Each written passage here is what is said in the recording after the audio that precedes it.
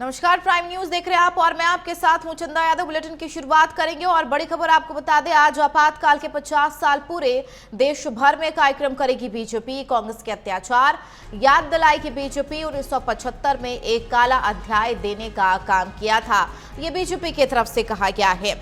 ये बड़ी और महत्वपूर्ण खबर आपको बता रही है। भारतीय जनता पार्टी आज संविधान हत्या दिवस के तौर पर मना रही है। 25 जून 1975 को तत्कालीन प्रधानमंत्री इंदिरा गांधी की तरफ से लगाई गई इमरजेंसी के दिन को बीजेपी हर साल आपातकाल दिवस का आयोजन करती रही है और इस बार पार्टी ने इस दिन को संविधान हत्या दिवस नाम दिया है। उधर राजधानी दिल्ली समेत देश भर के कई इलाकों में पोस्टर भी लगे हुए हैं। आपको ये भी बता दें कि 50 साल इमरजेंसी को पूरे हुए हैं, जिसकी वजह से बीजेपी इसे संविधान हत्या दिवस के तौर पर मना रही है।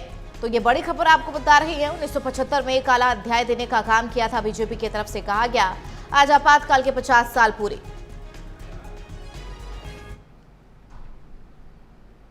बड़ी खबर आपको बता दें, 2 दिवस के दौरे पर आज चीन जाएंगे रक्षा मंत्री राजनाथ सिंह। एससीओ समिट में होंगे शामिल रक्षा मंत्री राजनाथ सिंह। आतंकवाद से निपटने में सहयोग बढ़ाने पर भारत का जोर रहेगा। तो चीन जाएंगे राजनाथ सिंह और वहां पर एससीओ समिट में शामिल होंगे और खास ये है कि आतंकवाद से निपटने में सहयोग बढ़ाने पर भारत का इस खास दौरे पर जोर रहेगा। ये बड़ी और महत्वपूर्ण खबर, चीन जाएंगे रक्षा मंत्री राजनाथ सिंह और आतंकवाद से निपटने में सहयोग बढ़ाने पर भारत का जोर रहेगा। 2 दिवस के दौरे पर चीन जाएंगे रक्षा मंत्री राजनाथ सिंह और एससीओ समिट में शामिल होंगे। आतंकवाद से निपटने में खास तौर पर भारत की तरफ से जोर दिया जाएगा। तो रक्षा मंत्री राजनाथ सिंह का चीन दौरा कई मायनों में बेहद अहम है, क्योंकि वहां पर एससीओ समिट जिसमें वो शामिल होंगे और आतंकवाद से निपटने के लिए खास तौर पर जोर रहेगा। बढ़ेंगे आगे। इस बीच प्रयागराज से बड़ी खबर, अब्बास अंसारी की याचिका पर आज सुनवाई। इलाहाबाद हाई कोर्ट में अब्बास अंसारी की याचिका पर सुनवाई होनी है। 2 साल की सजा को चुनौती दी थी, सजा के बाद विधायकी भी चली गई थी, जिस पर आज सुनवाई होनी है। ये बड़ी और महत्वपूर्ण खबर, मऊ के पूर्व विधायक अब्बास अंसारी की हेट स्पीच मामले में दायर अपील पर आज सेशन कोर्ट में सुनवाई होनी है। और आपको ये भी बता दें, चूंकि 26 जून को तारीख रखी गई थी अगली सुनवाई को लेकर, ऐसे में सुनवाई होगी और क्या फैसला आता है ये देखना भी सबसे ज्यादा महत्वपूर्ण होगा। तो मऊ के एमपी एमएलए कोर्ट ने न्यायाधीश डॉक्टर केपी सिंह ने 31 मई को अब्बास अंसारी को सजा सुनाई थी, 2 साल की सजा, और ठीक 1 जून को उनकी विधायकी भी चली गई थी। आज की सुनवाई में अब्बास अंसारी को कोर्ट में मौजूद रहेंगे और क्या दलीलें दी जाती है, किस तरीके की सुनवाई होनी है, क्या राहत मिलेगी अब्बास अंसारी को, ये देखना भी महत्वपूर्ण होगा। हालांकि उन्होंने चुनौती दी है, उसी याचिका पर आज सुनवाई होनी है।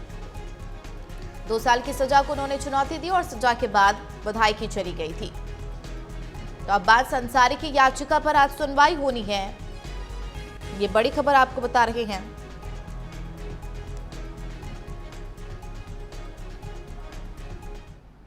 उधर इमरजेंसी के 50 साल पूरे होने पर सीएम योगी का पोस्ट, 25 जून 1975 भारतीय लोकतंत्र का काला दिवस है। आज ही के दिन कांग्रेस ने देश पर आपातकाल थोपा था। ये बड़ी खबर आपको बता रही है। आज आपातकाल को लेकर 50 साल पूरे और ऐसे में आज ही के दिन कांग्रेस ने देश भर में आपातकाल थोपा था। ऐसा सीएम योगी आदित्यनाथ ने पोस्ट कर कहा है कि 25 जून 1975 भारतीय लोकतंत्र का काला दिवस और आज ही के दिन कांग्रेस ने देश पर आपातकाल थोपा था। इमरजेंसी के 50 साल पूरे होने पर सीएम योगी ने यह पोस्ट किया और भारतीय जनता पार्टी इस दिन को काला दिवस के तौर पर मनाती है। बड़ी खबर आपको बता दें, यूपी के डिप्टी सीएम ब्रजेश पाठक का जन्मदिन है। सीएम योगी ने ब्रजेश पाठक को जन्मदिन की बधाई दी। ब्रजेश पाठक जी को जन्मदिन की हार्दिक बधाई। तो पोस्ट भी आप देख सकते हैं टीवी स्क्रीन पर। बाकायदा सीएम योगी आदित्यनाथ ने ब्रजेश पाठक को जन्मदिन की बधाई दी है। डिप्टी सीएम ब्रजेश पाठक को उनके जन्मदिन की हार्दिक बधाई। और जो पोस्ट किया है बाकायदा सीएम योगी आदित्यनाथ ने, वो भी आप टीवी स्क्रीन पर देख सकते हैं।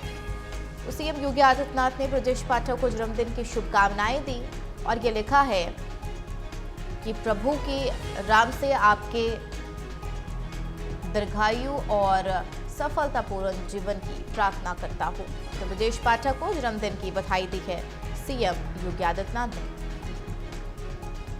बड़ी खबर आपको बता दें, आज आपातकाल के 50 साल पूरे, देश भर में कार्यक्रम करेगी बीजेपी। कांग्रेस के अत्याचार याद दिलाएगी बीजेपी। 1975 में एक काला अध्याय देने का काम किया था, ये बीजेपी की तरफ से कहा गया। तो ये बड़ी और महत्वपूर्ण खबर आपको बता रही हैं। आज आपातकाल को लेकर 50 साल पूरे और ऐसे में 50वीं बरसी के मौके पर बीजेपी संविधान हत्या दिवस के रूप में मनाने जा रही है। वहीं तमाम जगहों पर खास कार्यक्रम भी होगा, दिल्ली में भी कार्यक्रम होना है। और आपको ये भी बता दें कि इससे भारतीय जनता पार्टी लगातार काला अध्याय इतिहास का बताते हुए आई है।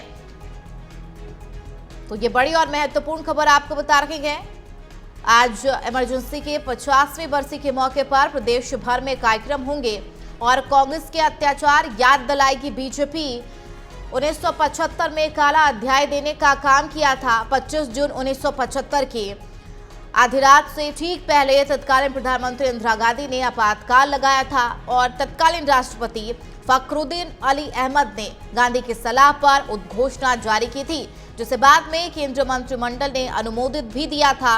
और इस दौरान कई नेताओं, मानवाधिकार कार्यकर्ताओं, पत्रकारों को जेल में डाल दिया गया और प्रेस की आजादी पर भी अंकुश लगा दिया गया था। और ठीक 21 महीने तक लागू रहा था आपातकाल। स्वतंत्र भारत के इतिहास का सबसे काला दौर, इसे भारतीय जनता पार्टी लगातार बताते हुए आई है। तो ये बड़ी खबर आपको बता रहे हैं, जहां पर आपातकाल को लेकर 50 साल पूरे और इस 50वीं बरसी के मौके पर बीजेपी संविधान हत्या दिवस के रूप में मना रही है। तमाम कार्यक्रमों का आयोजन भी किया जा रहा है। संवाददाता आशीष हमारे साथ लाइव है। आशीष, भारतीय जनता पार्टी आज 50वीं बरसी पर आपातकाल को लेकर काला दिवस के तौर पर मना रही है। अगर उत्तर प्रदेश की बात की जाए तो कहां पर आज जो कार्यक्रम हो रहे हैं आशीष?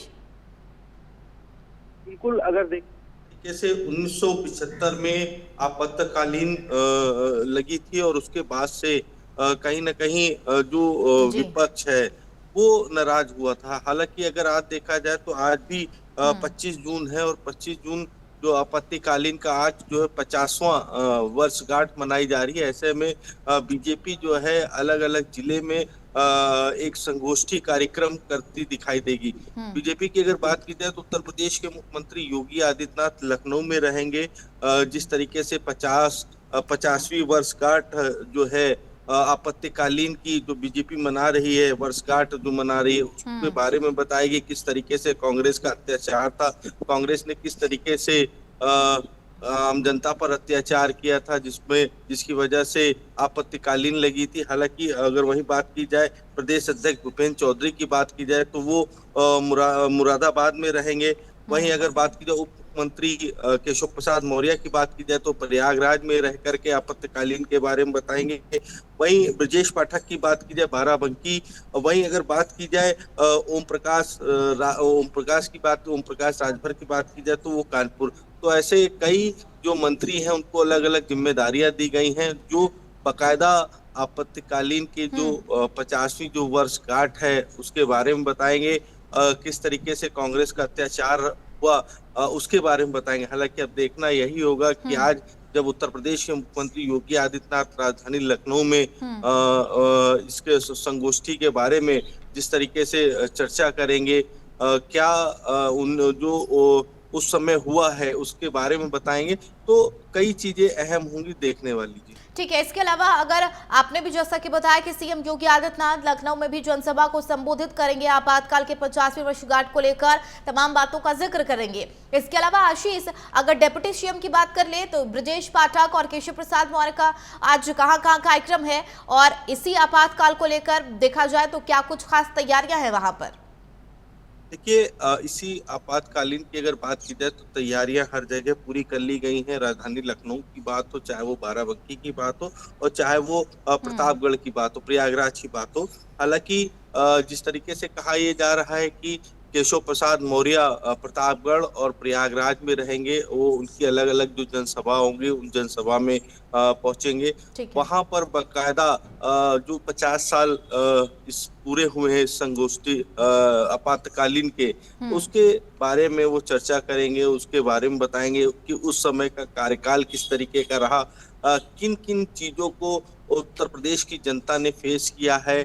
आज अगर भारतीय जनता पार्टी की सरकार है तो भारतीय जनता पार्टी सरकार जो है उस आपत्तिकालीन के बारे में पूरी तरीके से चर्चा करेगी। हालांकि देखना यही होगा कि आज किस तरीके से भारतीय जनता पार्टी जो है वो कांग्रेस पर निशाना साधती है, किस तरीके से कांग्रेस के उस समय का कार्यकाल किस ठीक है तरीके से आशीष, बताती है। अमूमन ये देखा गया है कि भारतीय जनता पार्टी 25 जून के दिन को आपातकाल और इतिहास के काला अध्याय को लेकर नाम देती है, और इस बार क्या भारतीय जनता पार्टी ने इस दिन को आपातकाल को कोई और भी नाम दिया है?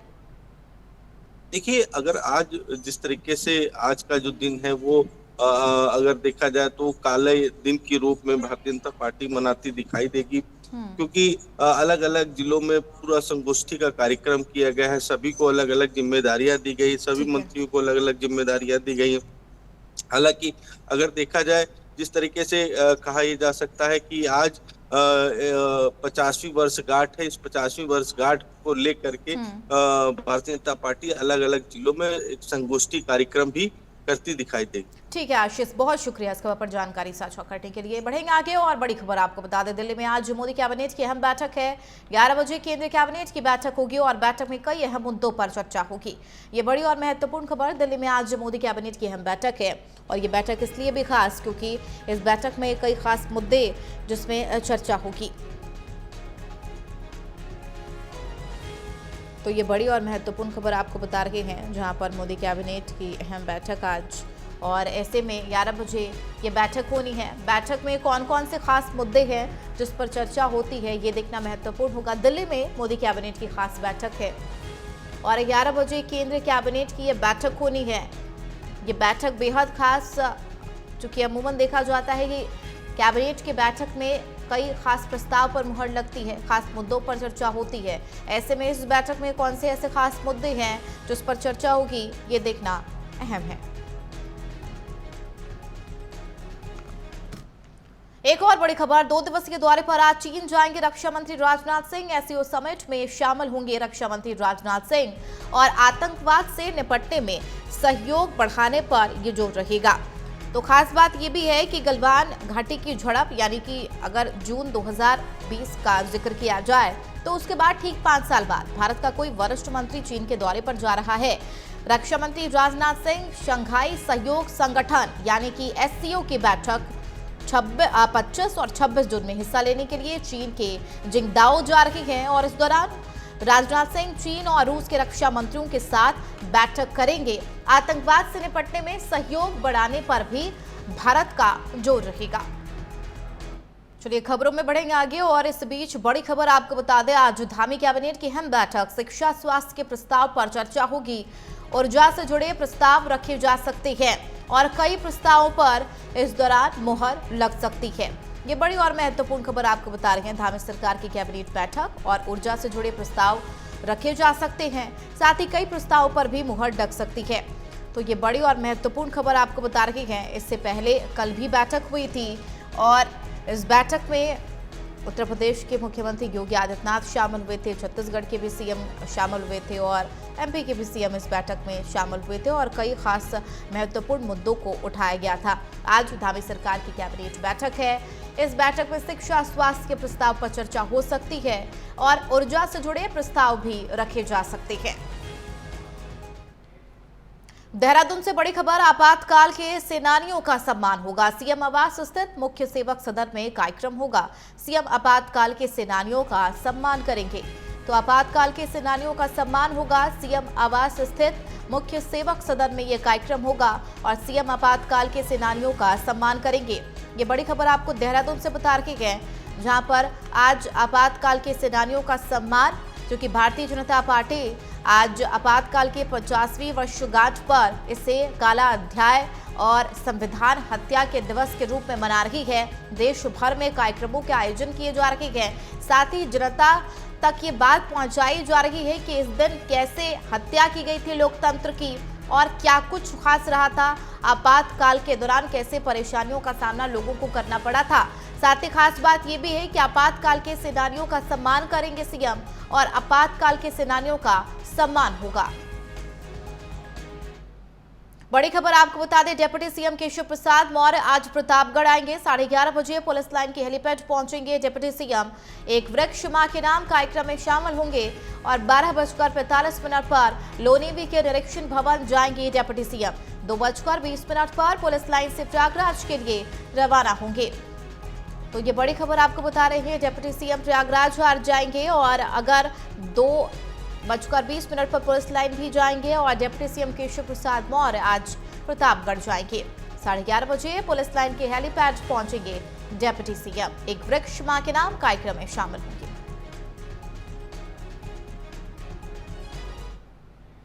बड़ी खबर आपको मुरादाबाद से बता दें, लोकसभा स्पीकर ओम बिरला का आज दौरा। देश के पहले संविधान साहित्य पार्क का उद्घाटन करेंगे ओम बिरला। नगर निगम के आमंत्रण पर यह दौरा हो रहा है। पार्क में लगे हैं देश के पूर्व महान नेताओं की प्रतिमाएं। नगर आयुक्त दिव्यांशु पटेल ने इस दौरे की पुष्टि की है। ये बड़ी खबर आपको बता रहे हैं, ओम बिरला का दौरा। नगर आयुक्त दिव्यांशु पटेल ने हालांकि इस दौरे को लेकर पुष्टि की है। मुरादाबाद लोकसभा स्पीकर ओम बिरला का आज दौरा है। देश के पहले संविधान साहित्य पार्क का उद्घाटन करेंगे और इस पार्क की खासियत ये भी है कि पूर्व जो सेनानी रहे हैं, जो महान नेता रहे हैं, उनकी प्रतिमाएं इस पार्क में लगाई गई हैं। आज इतिहास रचेंगे लखनऊ के Shubhanshu Shukla. Bharat, Poland, Hungary, America के astronaut Kennedy space centre Florida से लॉन्चिंग। फाल्कन 9 रॉकेट से उड़ान भरी जाएगी। ये बड़ी खबर आपको बता रहे हैं, एस्ट्रोनॉट को लेकर और कनाडा स्पेस सेंटर फ्लोरिडा से लॉन्चिंग होगी। फाल्कन 9 रॉकेट से उड़ान भरी जाएगी। तो आज इतिहास रचेंगे लखनऊ के Shubhanshu Shukla. Bharat, Poland, Hungary, America के एस्ट्रोनॉट और कनाडा स्पेस सेंटर फ्लोरिडा से लॉन्चिंग होनी है। फाल्कन 9 रॉकेट से उड़ान भरी जाएगी। उधर नीरज चोपड़ा ने इतिहास रचा है। ऑस्ट्रेवा गोल्डन स्पाइक में जीता है गोल्ड मेडल। 85.29 मीटर का थ्रो करते हुए जीता गोल्ड मेडल। तो नीरज चोपड़ा ने एक बार फिर से इतिहास रचा है। ऑस्ट्रेवा गोल्डन स्पाइक में गोल्ड मेडल जीता। 85.29 मीटर का थ्रो करते हुए मेडल जीता है और गोल्ड मेडल नीरज चोपड़ा ने अपने नाम किया है। ऑस्ट्रेवा गोल्डन स्पाइक में ये गोल्ड मेडल जीता। ये बड़ी खबर, 85.29 मीटर का थ्रो करते हुए गोल्ड मेडल नीरज चोपड़ा ने अपने नाम किया है।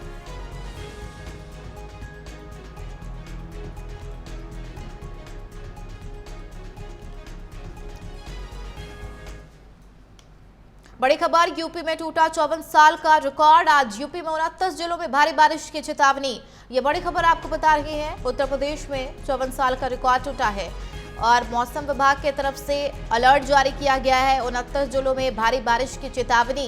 ये बड़ी खबर, 54 साल का रिकॉर्ड और ऐसे में 29 जिलों में भारी बारिश की चेतावनी जारी की गई है। उत्तर प्रदेश में 54 साल का रिकॉर्ड टूटा है और मौसम विभाग की तरफ से चेतावनी जारी की गई है और ये चेतावनी कहा गया है कि 29 जिलों में भारी बारिश हो सकती है। इसको लेकर चेतावनी जारी की गई है। तो कई राज्यों में मानसून ने दस्तक दिया और ऐसे में अगर उत्तर प्रदेश की बात की जाए तो 54 साल का रिकॉर्ड टूटा है और कहा जा रहा है कि 29 जिलों में भारी बारिश हो सकती है।